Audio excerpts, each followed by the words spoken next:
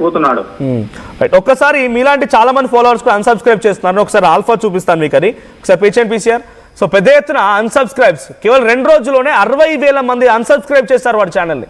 ఇక్కడ వాడు అనే నాకన్నా పెద్దవాడే కావచ్చు వయసు రీత్యా, బట్ నేను వాడు అనే సంబంధం ఎందుకు వాడాల్సి వస్తుందంటే చాలా నీచాతి నీచంగా బ్రదర్, చాలా నీచాతి నీచంగా వాడి ఎక్స్ప్లెనేషన్, వాడి వీడియోలు చూస్తే నిజంగా మా ఇంట్లో ఉండే అమ్మాయిలు కానీ ఎవరు చూసేవారు ఎవరైనా కూడా సి అని టూ అని ఊస్తున్నారు వాడి మీద. మనతో పాటు లైవ్లో ఉన్నది కూడా ఒక మహిళే కదా, అలాంటి వాళ్ళు టూ అని ఊంచేస్తున్నారు. ఏం చెప్పాలనుకున్నావు అసలు? నీ ఉద్దేశం ఏంటి? నువ్వేం చెప్పాలనుకున్నావు? కరెక్ట్గా పాయింట్ చెప్పు. నీ సపోర్ట్ ఏంటో చెప్పు. నీ సపోర్టర్స్కి నువ్వు నువ్వు ఎవరికైతే సపోర్ట్ చేయాలనుకుంటున్నావో, లేకపోతే నీ లాంగ్వేజ్ ఏందో కొంత మంచిగా మాట్లాడు.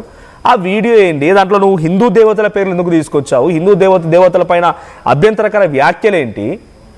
గతంలో నువ్వే కదా 14 ఏళ్ల చిన్నారి పైన నేను ఈ రకంగా ఎంజాయ్ చేస్తానని చెప్పింది. చూడండి ఇక్కడ సబ్స్క్రైబర్స్ కనబడుతున్నారు 28. నిన్న సండే రోజు 50,000 మంది అన్సబ్స్క్రైబ్ చేస్తే, తర్వాత ఈ రోజు యాజ్ ఆఫ్ నౌ ఇప్పుడు నేను ఈ వార్త చెప్పే సమయానికల్లా 10,000 మంది అన్సబ్స్క్రైబ్ చేశారంట.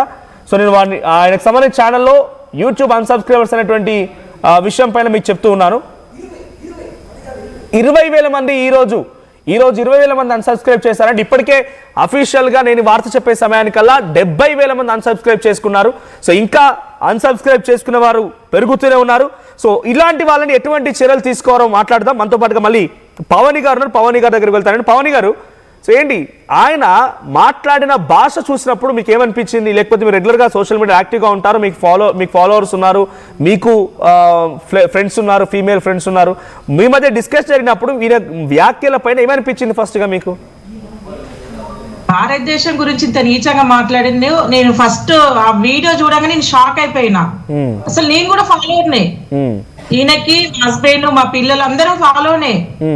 చూడంగానే ఇమీడియట్ గా నేనైతే నేను చేసింది కాకుండా నా చుట్టుపక్కల ఉన్న వాళ్ళకు కూడా చెప్పిన, నేను తీసేయండి అసలు వీడిని ఫాలో అవ్వద్దు. ఇంత నీచంగా ఇంత దరిద్రంగా మహిళల పట్ల వీడు ఏ ఉద్దేశం కలిగి ఇంత నీచంగా చూస్తున్నాడు? అసలు దేవతల గురించి మాట్లాడక వీడు ఎవడు? వీటి ఇంతకి ఎక్కడ పుట్టిండు, ఏడ పెరిగిండు? ఒక భారతదేశంలో పుట్టి ఇంత నీచంగా ఎట్లా మాట్లాడగలుగుతాడు వీడు? వీడికి అసలు రైట్ ఎక్కడ ఉంది? భారతదేశంలో పుట్టిన వాళ్ళ ఫాలోవర్స్ కావాలి, ఇక్కడ ఆస్తులు కావాలి, ఇక్కడ అన్ని కావాలి. అదే భారతదేశం దూషిస్తావా? ఆయనకి బిడ్డ పుడుతుందంట, భారతదేశంలో రేపులు చేస్తారంట. సిగ్గు శర్మలని ముండగొడుకువి నువ్వు. నువ్వే 14 సంవత్సరాల అమ్మాయిని ఎంజాయ్ చేసిన అని చెప్పినావు. నువ్వు గాడికి వచ్చినట్టు 45 సంవత్సరాలు నీకు వచ్చినాయి. ఏం నేర్పిస్తున్నావు నువ్వు సొసైటీకి? సరే ఆడవాళ్ళ పక్షాన నువ్వు మాట్లాడినావు అంటే ఒక అర్థం ఉంటది. అసలు అది కూడా లేకపోయా నువ్వు ఏం మాట్లాడుతున్నావు? నీ తల్లికి చెప్పదే మాట.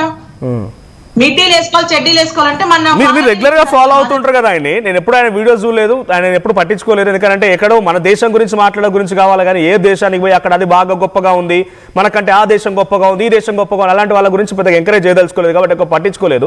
బట్ వన్ మూమెంట్ ఆయన రెగ్యులర్ గా ఫాలో చేసింది ఏంటంటే, ఏదైనా కూడా ఎవరైనా కూడా బెట్టింగ్ యాప్స్ విషయంలో ఆయన మాట్లాడిన మాటలు, బెట్టింగ్ యాప్స్ ని ప్రమోట్ చేయకండి, నేను చేయలేదు అని చెప్పి చాలా మంది పైన ఆయన కోట్ చేస్తూ మాట్లాడుకొచ్చినప్పుడు మాత్రం ఎస్, బెట్టింగ్ యాప్స్ అనేది చాలా ప్రమాదం కాబట్టి ఆయనకు అప్పుడు సపోర్ట్ దొరికింది, కొంత ఆయనపై గౌరవం కూడా పెరిగింది అప్పుడు. కానీ ఇప్పుడు ఆయన మాట్లాడుతున్న భాషలో, ఆయన వీడియోల్లో రోజుకో దేశం పోయి ఒక్కో దేశంలో ఒక్కో అమ్మాయితో తిరగడాలు, ఒక్కో అమ్మాయితో ఎంజాయ్ చేసిన అని చెప్పి చెప్పడాలు, తన డబుల్ మీనింగ్ డైలాగులు, ఇవన్నీ చూసి ఎవరు సబ్స్క్రైబ్ చేసుకున్నారు? అసలు ఆయన వీడియోలు ఎవరు చూస్తారు? ఎటువంటి వాళ్ళకి ఇంట్రెస్ట్ ఉంటుందా వీడియోల పైన?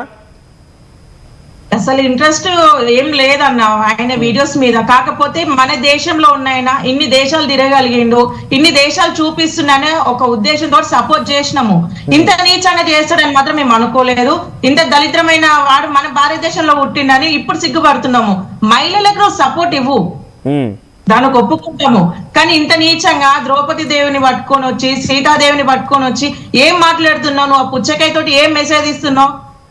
ఏమన్నా మీ తల్లి ఫారెన్ వచ్చింది, మీ తల్లికి అదే చెప్పేది ఉంటుంది. నువ్వు మిడ్డీలు వేసుకోనరా అమ్మ, చెడ్డీలు వేసుకోనరా, నిక్కర్లు వేసుకోనరా, భారతదేశ సాంప్రదాయాలు మనకు వద్దని చెప్పేది ఉంటుంది.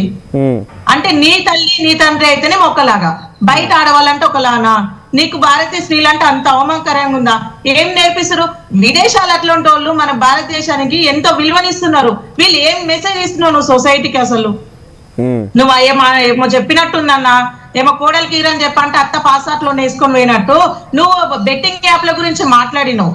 మరి ఇదేంది నువ్వు చేసేది?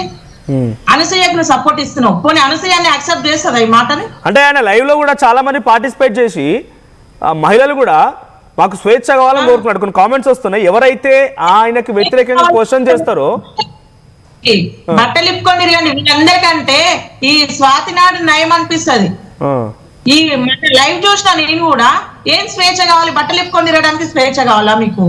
సిగ్గు శర్మ ఉందా కొంచెమైనా మీకు? ఎందుకు మీకు ఫ్రీడమ్? ఏం చేయండి ఫ్రీడమ్ కావాలి? మొగోళ్ళని చంపడానికి ఫ్రీడమ్ కావాలా? ఒక్క నిమిషం, నానాజీ అనే కాలర్ ఉన్నారు, ఆ కాల్ తీసుకుంటాను. కొన్ని కామెంట్స్ కూడా వచ్చాయి, కామెంట్స్ చదువుతాను ఇక్కడ. మీరు ఎవరైనా లైవ్ లో మాట్లాడాలనుకుంటే కాల్ చేసే ప్రయత్నం చేయండి. సో ఇక్కడ కొన్ని కామెంట్స్ వచ్చాయి. Yes he has to be arrested అని చెప్పి రమా రాజ్యం అంట కామెంట్ చేశారు. ఎవడైనా సరే నా హిందూ ధర్మానికి కించపరిస్తే నేను ఒప్పుకోను అనేది ఎన్ కిషోర్ కామెంట్ చేశారు. సో మహిళా కమిషన్ కి ఇవేం కనిపించవనుకుంటా అనేది ఇంకో కామెంట్. తర్వాత పవర్ హౌస్ అంట close down his channel immediately, ఆయన ఛానల్ ని క్లోజ్ చేయండి అని చెప్పి ఒక కామెంట్. మ్యాట్ తర్వాత బ్రో వాడికి సబ్జెక్ట్ తెలీదు వేస్ట్ ఫుల్ అని చెప్పి సంథింగ్ కామెంట్ వచ్చింది. సో వాళ్ళు అంటుంది ఏంటంటే సబ్జెక్ట్ తెలియకపోతే సైలెంట్ కూరుకోండి, మాట్లాడమని ఎవడు అడిగాడు? అసలు నేను అడిగినోడు ఎవడు? అసలు నీకు సబ్జెక్ట్ తెలియకపోతే సైలెంట్ గా ఊరుకో. సబ్జెక్ట్ తెలియదు కదా, ఏది పడితే మాట్లాడదని కుదరదు కదా. వాడికి సబ్జెక్ట్ తెలియదు అని చెప్పి ఈయన కామెంట్ చేస్తున్నారు. ఆయన వేస్ట్ఫుల్ అంటూ కూడా సంబోధించారు. ఇండియాలో వాడి ఫాలోవర్స్ ఎవరైనా ఉంటే ప్లీజ్ అన్ఫాలో చేయండి, వాడు మన దేశాన్ని అవమానిస్తున్నాడు, భారతదేశం చెప్తా అన్నాడు. మీరు అన్సబ్స్క్రైబ్ చేస్తున్నారా? మన ఇండియాలో ఉన్న ప్రతి ఒక్కరు ప్లీజ్ వన్ ఛానల్ నుంచి మీరు డ్రాప్ అయిపోవడమే మంచిది. అన్సబ్స్క్రైబ్ అయితే చేయండి.